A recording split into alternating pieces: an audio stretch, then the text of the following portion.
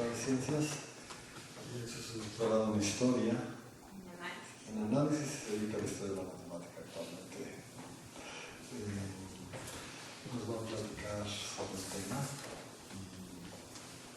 y ella nos dirá por qué es tan importante saber esto y todas las perspectivas y posibilidades que tenemos dentro de esta área de trabajo.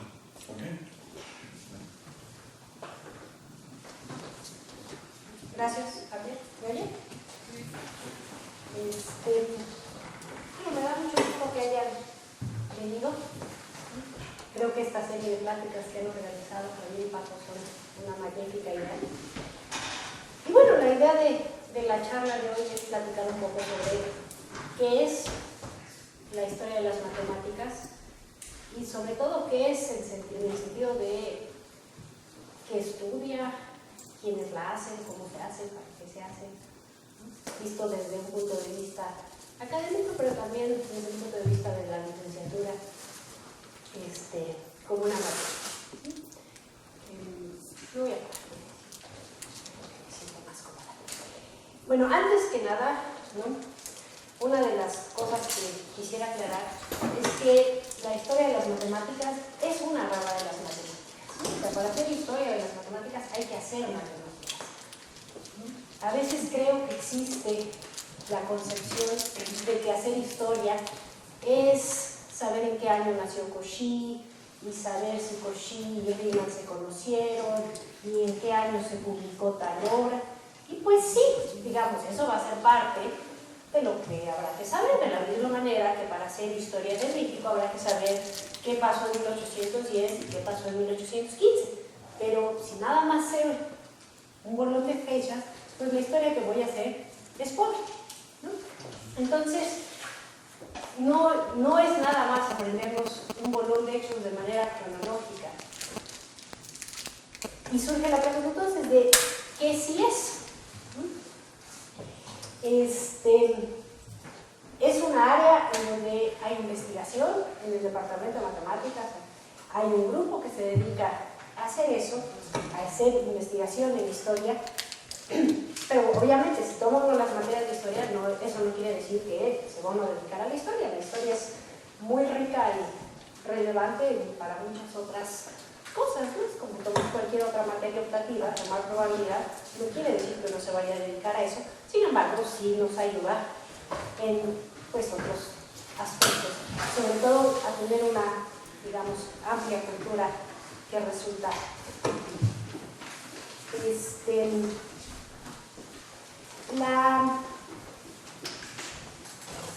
la idea que me gustaría comunicar desde el día de hoy es que estudiar la historia de las matemáticas es precisamente tratar de ver cómo se hacen las matemáticas, que es algo que raramente ocurre en el salón de clases, ¿no?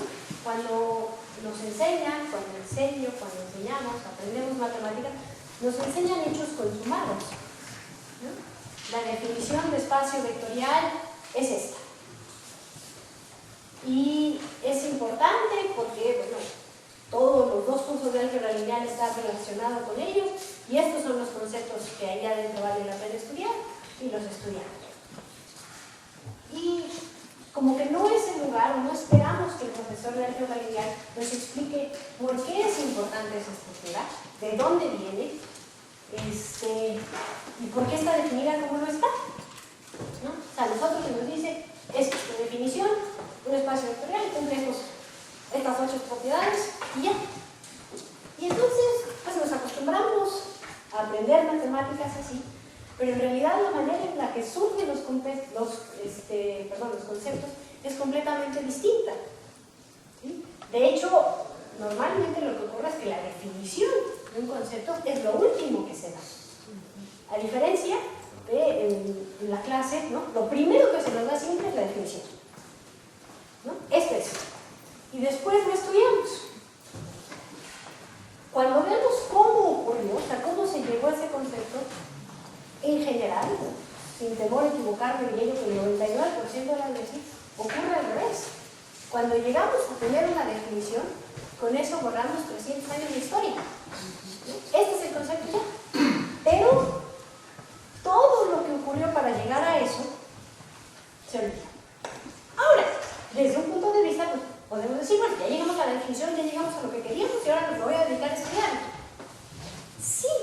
veces también es útil saber cómo hacer matemáticas, en el sentido de que, bueno, y si yo quisiera hacer algo, ¿cómo le voy a hacer? ¿No? Decía Javier que yo me doctoré en algo así, yo no llegué y dije, voy a doctorar con este resultado, definición tal cosa. No, nuevamente, ese es el final. Uno tiene que ponerse a ver, a estudiar cómo van las cosas, qué hay, qué resulta interesante y trabajar. Cuando uno termina, lo presenta como que lo presenta a uno en inglés, que es literalmente papas. Entonces, digamos, ciertamente estoy consciente de que podemos pasar la licenciatura, ya sea de matemáticas, de actuaría, de lo que sea, sin cruzarnos por un curso de historia, y lo podemos hacer bien. Sin embargo, sí creo que la gente que lleva un curso de historia bien, se espera que sea el caso, como que se le abren las puertas en el sentido de que encuentra, ¿no?, cierto contexto en el cual se desarrolla lo que siempre ha estado haciendo, es decir, resolver problemas, ¿no?, como que lo puede empezar a ver desde un punto de vista distinto. Ahora, digamos,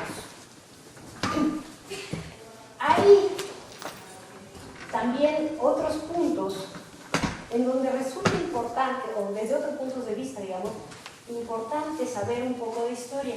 Y eso tiene que ver con grandes autores matemáticos y grandes obras matemáticas, ¿sí? Al igual que pasa en literatura, en filosofía, en cualquier otra disciplina, hay grandes autores, grandes pensadores que escriben su obra. Y por alguna razón en matemáticas es muy fácil que esas obras pierdan vigencia dentro de la comunidad matemática, cosa que no pasa. Por ejemplo, si estudiamos literatura, seguramente vamos a leer el Quijote y nadie va a decir, se escribió hace 500 años, eso ya para qué, ¿no? Eso pasa en la comunidad matemática, ¿no? ¿Para qué leer a Gauss? Sí, la verdad, el libro de teoría de números que está aquí en la biblioteca es mucho más amigable. Pero yo creo que ese es un punto de vista erróneo. No sugiero que se lean todas las obras que se han escrito, pero sí hay grandes matemáticos que merecen ser leídos como cultura matemática, ¿no? Entre ellos está Euler, está Gauss, está Euclides, ¿no? Aprendemos matemáticas de ellos, pero también aprendemos otra cosa, que es esta cultura matemática. Por ejemplo, supongo que se enteraron, hace un mes se entregaron las 4 medallas Fields. Manjul, perdón, no tengo escrito, no me atrevo a pronunciarlo, Gaba, hace teoría de números. Y si uno lee una bibliografía que se escribe para esta ocasión de él, una de las primeras cosas que dice él que hizo entrando al doctorado es leer a Gauss, ¿sí? Leer las disquisiciones aritméticas. Todo el mundo sabe que existen, pero nadie las lee. Y sin embargo, uno de sus grandes resultados es producto de haber leído a Gauss. Entonces, pues no echemos en saco roto que de vez en cuando vale la pena retomar a los grandes autores, a los grandes matemáticos, como igual vale la pena leer a Dostoyevsky, de la misma manera, ¿no? ¿Qué aprende uno leyendo a Dostoyevsky? ¿Cómo sobrevivir en Rusia en el siglo XIX? ¡No! De la misma manera, no crean que si lean a Gauss van a pasar el curso de teoría de números. No, pero aprenden otra cosa, ¿sí? Y leer a Gauss, leer las disquisiciones aritméticas, podría ser perfectamente el temario de un curso de historia de las matemáticas, ¿sí?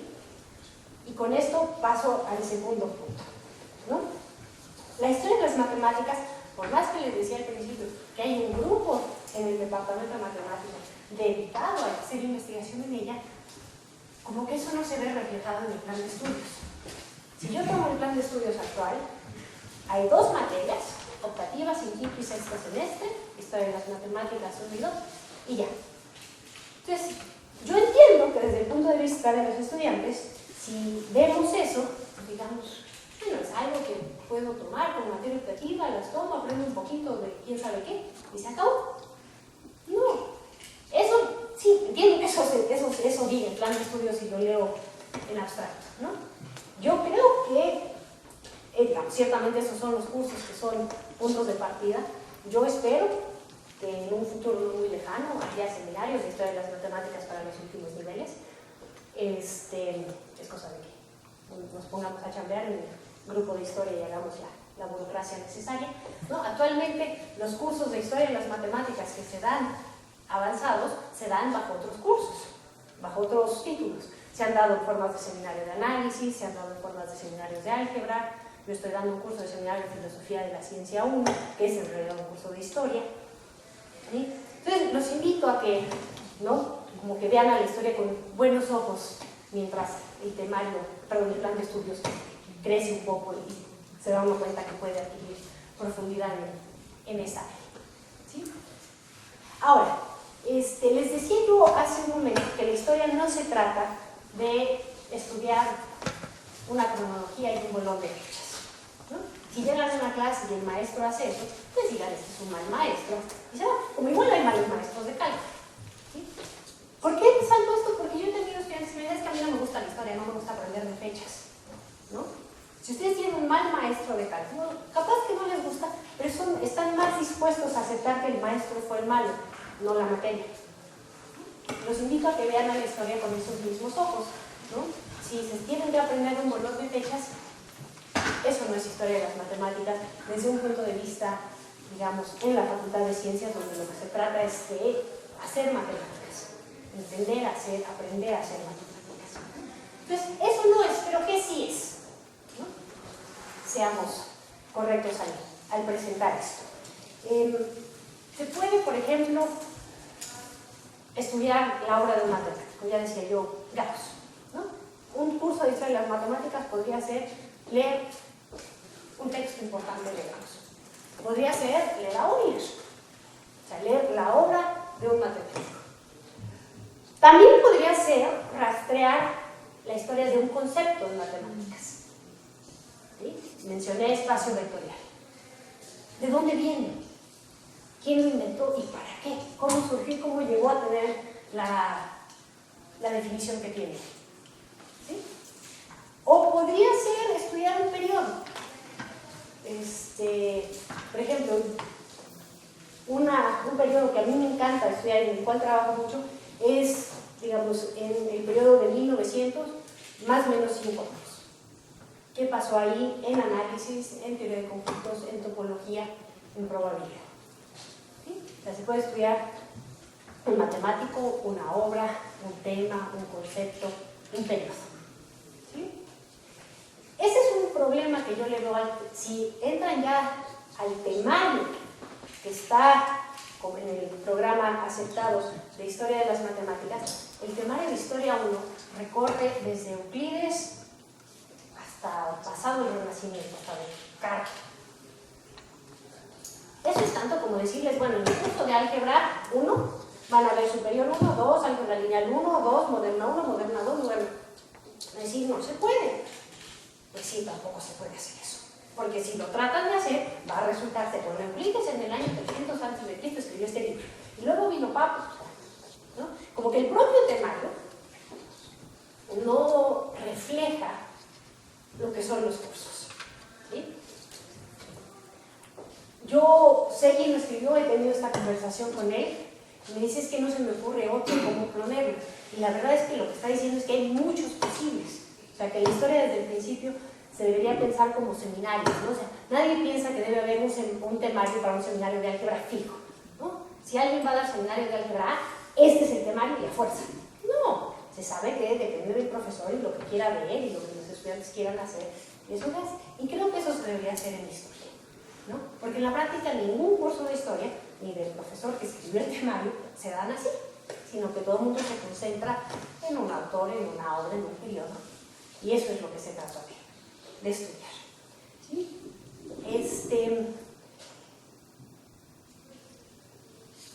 A manera de ejemplo, digamos, ya les platiqué mucho de qué debería ser y qué no debería ser, desde mi punto de vista, claro está, la historia de las matemáticas. Me gustaría que a manera de ejemplo tratáramos de ver cómo hacer historia, por ejemplo, de un concepto. Y se me ocurrió, pensando en que es algo que todos podemos poner de acuerdo, digamos, que todos conocemos desde que entramos a la facultad, y es el concepto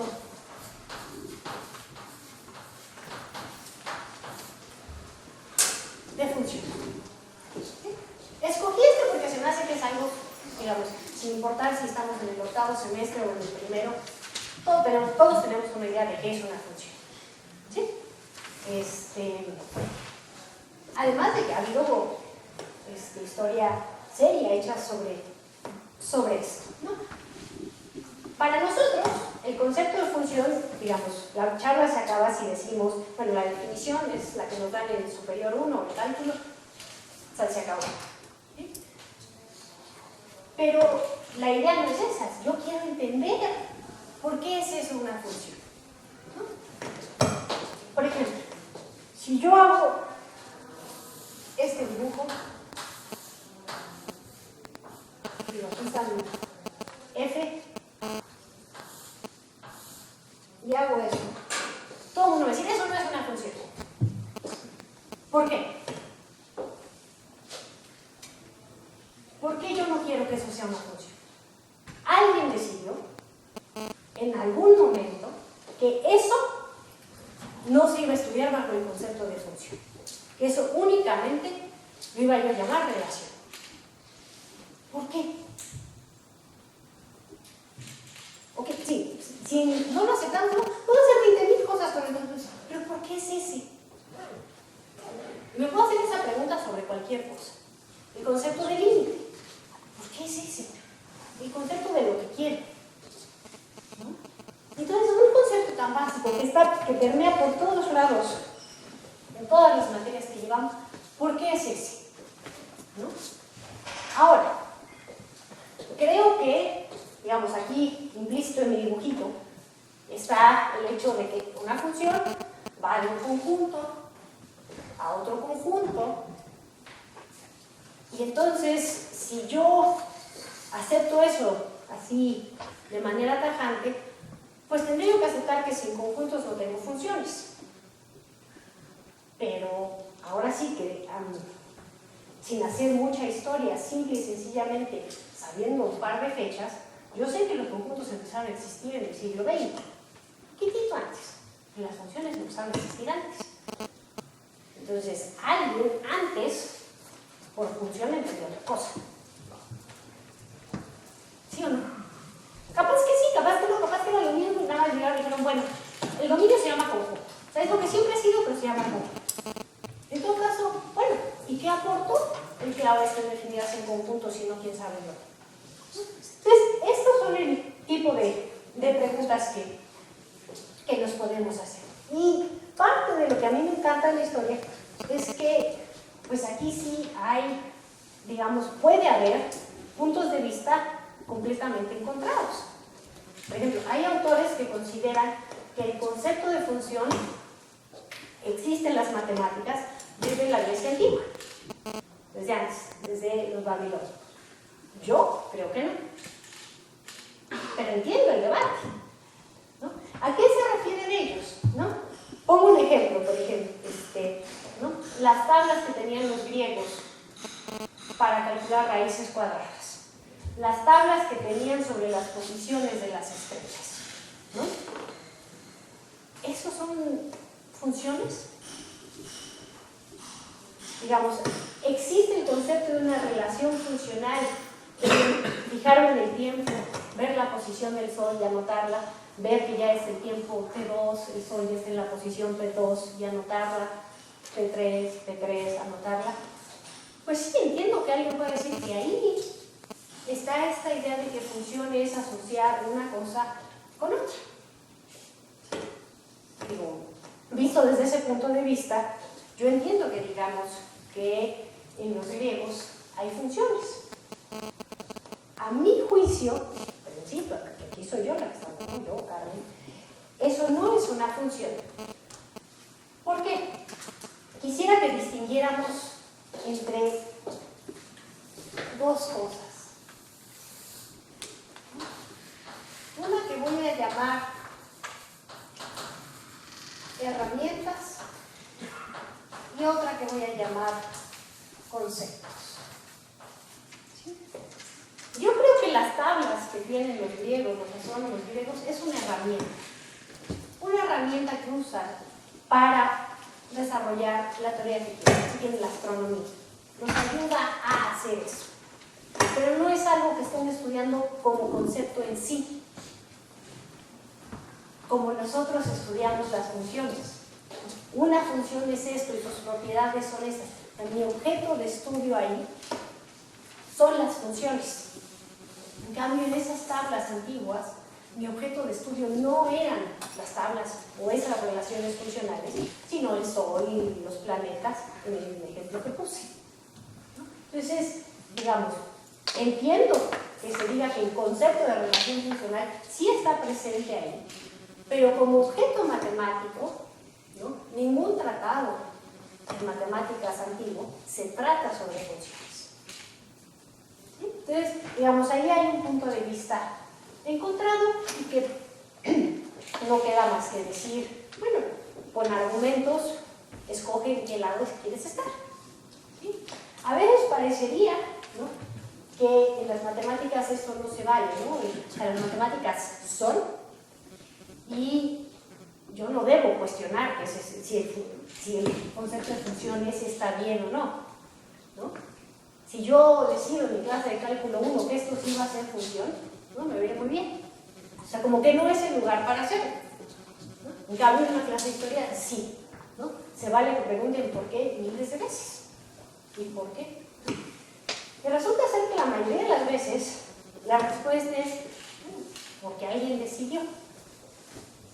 Entonces nos empezamos a dar cuenta que las matemáticas también, o sea, sí son algo, un producto de la ciencia humana, pero en el sentido de que se toman decisiones. Esto sí vale la pena estudiarlo, esto no, esto va a ser así, esto no. Normalmente con argumentos sólidos. Pero ¿no?, un curso de historia nos puede ayudar a entender que se vale este proceso. ¿Sí? Por ejemplo, una de las cosas que a mí me ha enseñado ¿no?, el estudiar la historia, más que más me ha enseñado, me ha mostrado desde mi punto de vista, es que en las matemáticas no hay revoluciones. Yo estoy convencida, eso es un punto de vista muy, muy controversial, ¿no? Pero lo que yo siempre encuentro que las cosas pasan poco a poco. No Cantor un día se despertó y dijo la teoría de conjuntos va a ser así. No, resulta que estamos viendo otra cosa que Fourier había dicho, porque Euler dijo, porque Newton dijo. Todo va pasando poco a poco, ¿no? Nadie llega un día y dice definición, nuevo concepto. Eso no ocurre. Ahora, si aceptamos, desde el punto de vista, de que en las matemáticas griegas no hay funciones, porque lo que hay es una herramienta para hacer otro tipo de estudios, entonces, ¿cuándo sí empieza a haber funciones? Por ejemplo, nos podríamos preguntar, bueno, demos un salto en el tiempo, quizá en Newton o en Leibniz, ¿no? Dos personas que de manera independiente inventan técnicas de cálculo muy poderosas y que hoy están intrínsecamente vinculadas con el concepto de función, ¿no? Finalmente el cálculo, eso estudiamos, podrían ser un buen punto de partida para empezar a ver si ahí está presente el concepto de función. Y nuevamente les va a decir que según yo, no. Lo que Newton y Leibniz estudian son curvas. Sí tienen un objeto de estudio, sí quieren trabajar con ello, pero lo que ellos quieren estudiar es una curva. ¿Sí? Y van a tomar, déjenme poner los ejes acá, ¿no? Van a estudiar sus abscisas, sus ordenadas, las tangentes, pero todas son propiedades de la curva, no de la función que define la curva. Esto no quiere decir que si yo hubiera quitado una parábola, Newton y Leibniz no saben qué x cuadrada describes. Claro que sí, ¿no? Pero, nuevamente, eso es algo que les está ayudando a estudiar las propiedades que satisface su objeto de estudio, que son las curvas. Esto sobre todo en el caso de Lewis. Newton, digamos, su principal punto de interés es el movimiento, pero nuevamente, ¿no? O sea, la curva es una manera de representar ese movimiento y luego el objeto de estudio no es la función. Sin embargo, ya nos acercamos bastante más, ¿no? Si pensamos, ¿no?, que en los griegos lo que yo podía encontrar como el concepto de función eran tablas, ahora pues ya estoy un poco más cerca a lo que nosotros hoy podemos considerar es el concepto de función. Pero igual todavía nos falta llegar, ¿no? O sea, nos falta llegar a que lo que yo quiero estudiar, mi concepto, mi objeto de estudio, sea la función. ¿Sí? O sea, ¿cómo surge ese objeto matemático? Y esta pregunta que estoy haciendo sobre el concepto de función, la puedo hacer sobre cualquiera, ¿no? Incluso nos podemos preguntar así, no solamente por el surgimiento de los objetos matemáticos, de los conceptos, pero de las ramas, ¿no? O sea, piensen en la probabilidad. En Grecia antigua no hay probabilidad. Hoy sí. ¿Cuándo empezó? Es una rama, ¿no? Dica así, grandota. ¿Y eso cuándo empezó a ser una rama? Cuando todo lo que abarca se dijo, bueno, todo esto embona aquí y esto se va a estudiar de manera independiente a X y Y. ¿Me explico? Estas mismas preguntas que nos estamos haciendo aquí, nos las podemos hacer de manera un poco más general, no nada más sobre conceptos, sino sobre áreas de las matemáticas. Ahora, ya estamos cerquita, pero todavía nos falta un poco. Hagamos la siguiente pregunta. Yo he dicho, bueno, había tablas, había curvas. Bueno, ¿y estaba la palabra función? ¿No? Y si yo busco, y ahora sí hago trabajo de archivo y me pongo a buscar cuándo aparece por primera vez en obra matemática la palabra función, resulta ser que sí es en Leibniz. ¿Sí? En 1673. Y aquí hay un proceso muy bonito, porque en este manuscrito la palabra función no quiere decir lo que significa hoy en matemáticas.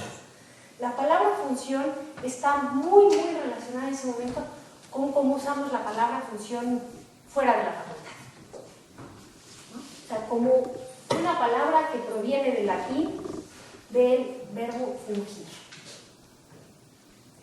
Y esta misma palabra en la obra de Leibniz empieza a evolucionar hasta así llegar, como 20 años después, en 1692 y 94, a ser, digamos, los orígenes, así, el nacimiento de lo que hoy concebimos como función. ¿Sí? Pero pasan estos 20 años de que Leibniz esté, digamos, usando esa palabra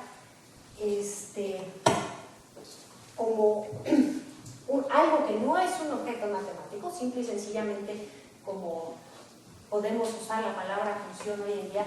No sé, ¿qué te vas a poner hoy? Ay, pues no sé, en función de si llueve o no llueve, si pongo agua permeable o no. ¿Sí? O sea, esa idea. Y entonces, ya para cuando llega esta época, de hecho, en 1692 y 94 no son manuscritos, son cartas de Leibniz al mayor de los Bernoulli, a Johann.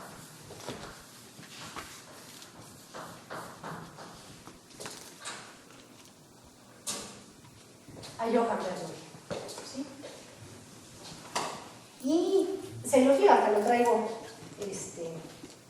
escrito, ¿sí? Discuten un poco sobre cómo van a integrar una función n de z, da Bernoulli la expansión en serie de esa integral.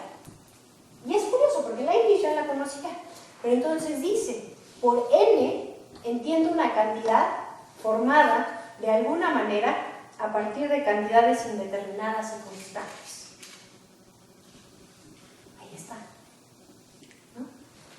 La primera vez que por escrito me están explicando algo que yo ya ubico, que tiene mucho que ver con mi concepto de función.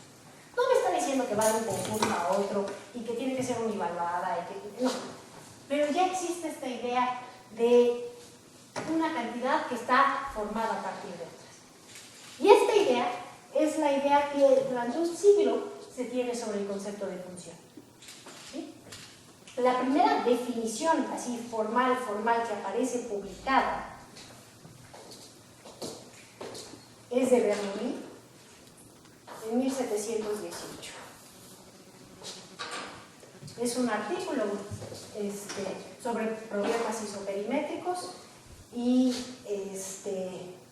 lo define de la siguiente manera. Dice, llamo función de una magnitud variable a una cantidad compuesta de cualquier manera de esta magnitud variable y de constantes. Es esta misma idea. Y la idea ahora, bueno, ok, si yo ya aquí encuentro, ¿no?, esta idea de que ya empieza a haber una definición, y sí, en el artículo aparece como lo esperamos, definición, punto, tal, ¿no?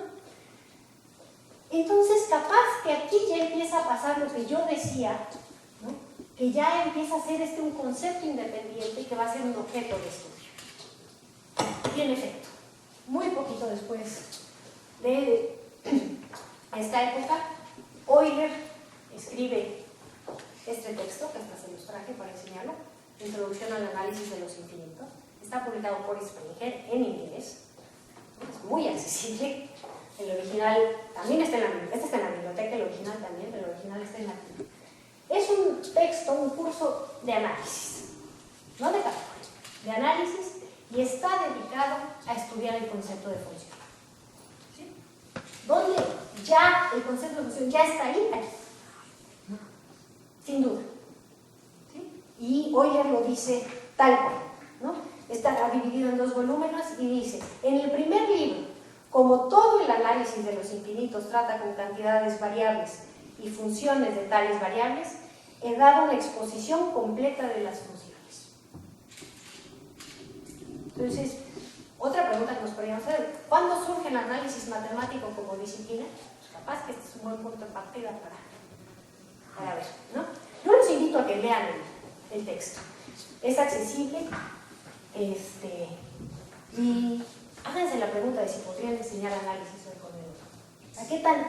Se escribió hace 300, este libro, el de Euler, se escribe, bueno, se publica en 1748.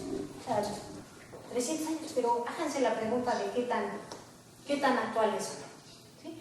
Pero bueno, una cosa que ya aquí sin duda pasa es que este libro es un libro sobre funciones. Entonces, si de estudiar el concepto se trataba, pues ahí lo debo encontrar. Ahora, si yo digo, bueno, ok, ¿y cómo define Euler en el 48 una función? Lo hace prácticamente igual que Bernoulli. Dice, una función de una cantidad variable es una expresión analítica compuesta de cualquier manera que sea de esta cantidad y de números o de cantidades constantes. Y entonces, si empiezo a leer a Euler, sí, literalmente sentarme a estudiar el libro con cuidado, y me pregunto, bueno, ¿qué está entendiendo por el concepto de función? Creo que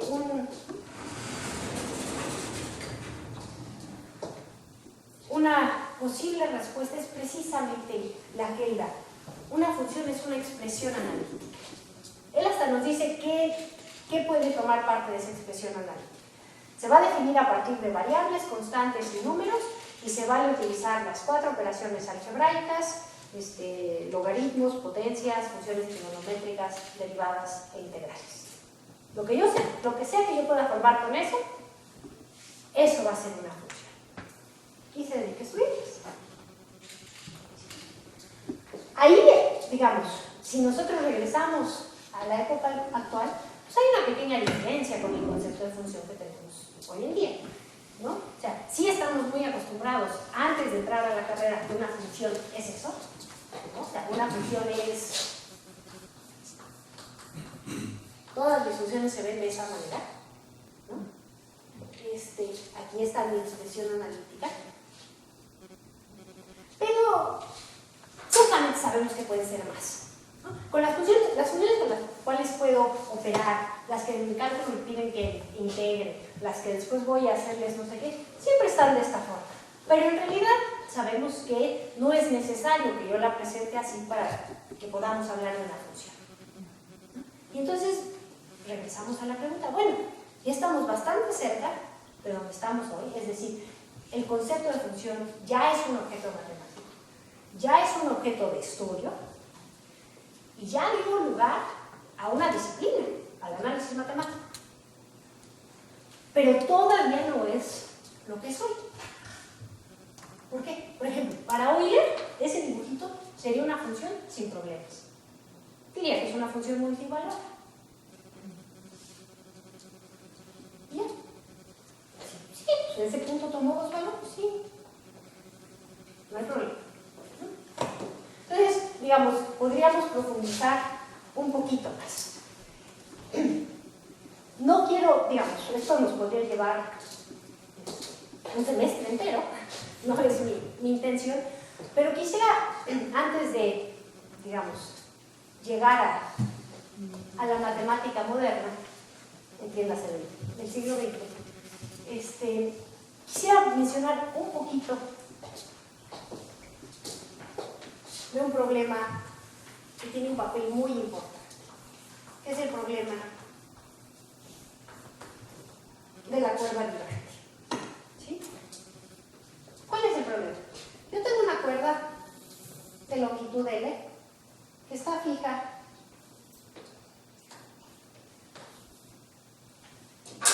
en sus extremos.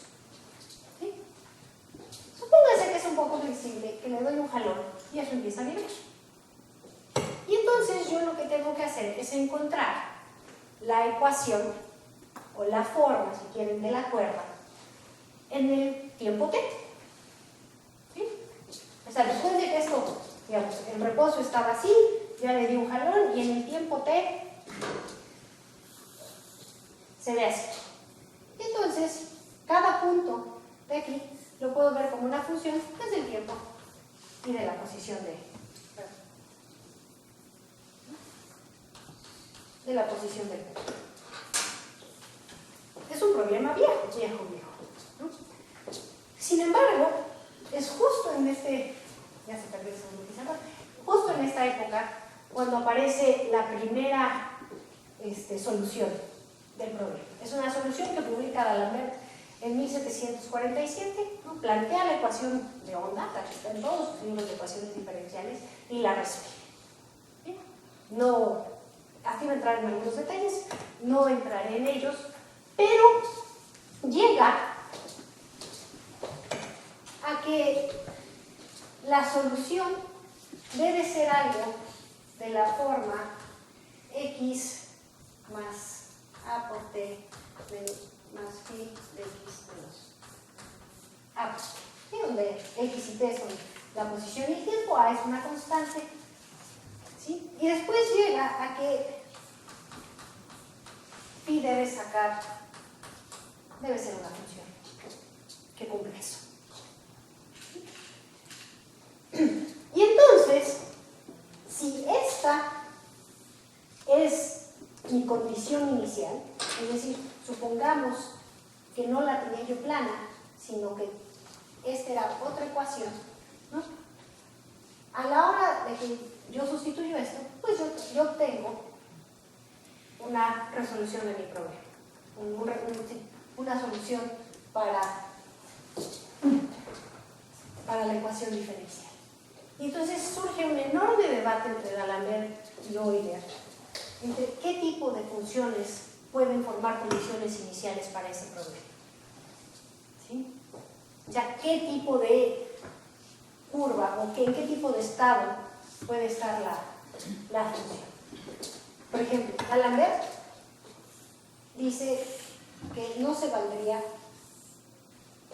que la curva empezara así, ¿no? O sea, que esta curva que yo digo aquí, esta no podría ser phi de x. Euler dice que sí, que claro que sí. La razón por la cual D'Alembert dice que esa no podría ser una condición inicial válida para el problema es que esa no es una función continua. Oh, sí, claro que no es continua según la definición que tienen D'Alembert y Euler. Una función va a ser continua si está formada por una única expresión analítica. Y aquí ellos ven dos, la que me dio esta y la que me dio esta. Entonces, esa función, que claramente es continua según nuestra definición, no es continua para D'Alembert y para Euler. Pero más allá de si es continua o no, para D'Alembert no es una función válida o digna de ser estudiada dentro del problema de la cuerda vibrante. Y para Euler sí. Y lo que sigue es una serie de cartas y artículos en donde se debaten si sí o si no. Este es un problema de convención. ¿Por qué no voy a aceptar eso? Ah, bueno, es que está formado por dos expresiones analíticas. ¿Y qué? Ay, ok, sí. ¿Y? Entonces resulta ser, nos vemos al final de la historia, Euler gana. Eso es una función, ¿no? Pero en este momento es un debate que no puedo clasificar de otra manera más que un debate de convención, de yo quiero, porque pues es que una función tiene que ser una expresión analítica y ya. No, pero ¿por qué una? Pueden ser dos. O sea, ni siquiera es un debate de si aquí es diferencial, no, nada de eso. Es una cosa de qué acepto como función. Y ese es un debate que se renueva y se renueva a lo largo de la historia, ¿no? O sea, este es un primer ejemplo, digamos, esto tiene un gran impacto sobre qué se considera una función y qué no, ¿no? Y esto es 1747. Pero, digamos, si me adelanto un poco más de un siglo, Weierstrass exige una función que es continua en todos sus puntos, pero no es diferenciable en ninguno. Y Hermite dice que es el peor monstruo que se ha creado. ¿Sí? O sea, bromeo, pero sí dice literalmente, me volteo, sí, me alejo con horror de esta plaga lamentable de funciones continuas que no tienen derivadas. ¿Sí? Juan Caré un poquito después las llama, dice sí, lo que pasa es que la lógica a veces crea monstruos, ¿no? Entonces, mira, más allá de que son citas simpáticas, vuelve a ser una idea de convención, ¿no? De Euler y D'Alembert, los dos con argumentos perfectamente válidos, están decidiendo si estas funciones van a jugar o no en el análisis, ¿no? Hermite lo que está sugiriendo con esa cita, que de hecho se la manda en una carta a Stiglitz, lo que está diciendo es que esas funciones, no está diciendo que no existan, simple y sencillamente está diciendo eso no tiene sentido estudiar. No, esas no son matemáticas. Y vuelve a pasar 10 años después, ¿no? Zermelo enuncia en la acción de elección para demostrar que todo conjunto puede ser llevado a la forma de un conjunto bien ordenado. Y entonces existe esta idea de que deben existir las funciones de elección, y matemáticos de gran nombre, Lebesgue, Borel, dicen, pero para nada esas no son matemáticas. Yo no sé qué sea, pero eso que estás haciendo no son matemáticas. Entonces llegamos ya hasta, bueno, con grandes saltos, hasta principios del siglo XX, y nos damos cuenta, bueno, de que el concepto como tal ha evolucionado, pero que han sido los matemáticos, aquí con nombre y apellido, quienes han discutido con argumentos a veces válidos, a veces no tan válidos, ¿cuál es el futuro a seguir? ¿No? O sea, sí llega un momento en que digo, bueno, esto sí lo voy a aceptar como matemáticas y voy a trabajar con ello, o esto no. ¿No? Olvidémonos de esto, esto no tiene sentido, no lo vamos a hacer. Y la idea es, bueno, a veces con más controversia, a veces con menos, pero pues esto pasa con cada concepto. ¿Sí? A veces un concepto es perfectamente acogido por los matemáticos y nos cae como anillo al dedo y todo es felicidad. A veces causa controversia. Evidentemente los casos de controversia son los más estudiados, los más conocidos, pero eso no quiere decir que no ocurra en cada caso cuando surge un concepto como los miles de conceptos que estudiamos a diario. ¿No? Entonces, esta es la idea que a mí me gustaría que ustedes tuvieran de lo que se hace en un curso de historia. O sea, ver qué se hizo, por qué y qué pasó después. Y ciertamente es muy, digamos, también se vale preguntarse, bueno, ¿qué hubiera pasado? ¿No? Si hoy le dijera, la verdad es que tienes razón. Eso no. Eventualmente hubiéramos aceptado esas funciones o hoy seguiríamos con funciones todas dadas por una expresión analítica y ya. O sea, como que se vale hacer estas preguntas de dónde vienen las cosas y a dónde van. Bueno, eso es lo que les quería yo platicar.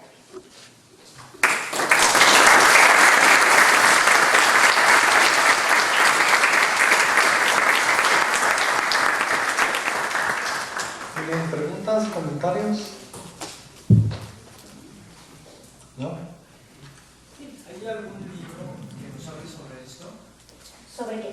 Sobre este enfoque de la historia de las matemáticas. Pues, bueno, a ver. Varias cosas que espero que todas juntas contesten tu pregunta. La primera, yo me suelo alejar con horror, como si fueran funciones continuas en lugar de los libros que se llaman Historia de las Matemáticas. ¿Sí? Mucha gente me dice, pero por ejemplo el libro de Morris Klein, 3 tomos, se llama Historia de las Matemáticas, es buenísimo. Entonces es tanto como esperar que si yo les doy un libro que se llame Álgebra, ahí esté todo. Consúltenlo como una enciclopedia. Así, ¿quieren saber en qué año pasó algo? Pues sí, ese es el lugar a donde ir, ¿no? Entonces, creo que en general esos libros que se llaman Historia de las Matemáticas los debemos ver como enciclopédicos, ¿no? Un montón de datos que son un punto de partida. Ciertamente sí necesito saber quién dijo qué, dónde, cuándo. Así es, pero es mi punto de partida. Y después, digamos, esto que he expuesto, pues se encuentra en libros, digamos, hay libros que hablan sobre la historia del concepto de función. Hay libros, yo tengo un libro que me encanta, se llama Historia de los espacios de Banach, que es simple y sencillamente eso, ¿no? Entonces, más que de un libro que se hable sobre esta manera de ver o aproximarnos a la historia, lo que diría yo son como libros que hablan sobre las diferentes partes de la historia, un concepto, ¿no? Por ejemplo, hay libros que son como un análisis de la obra de Cantor, libros que hablan sobre la geometría de Euclides, nada más. Y esos son los libros que yo invitaría a que ustedes consultaran, más allá de los que se llaman Historia de las Matemáticas, ¿no? Esos.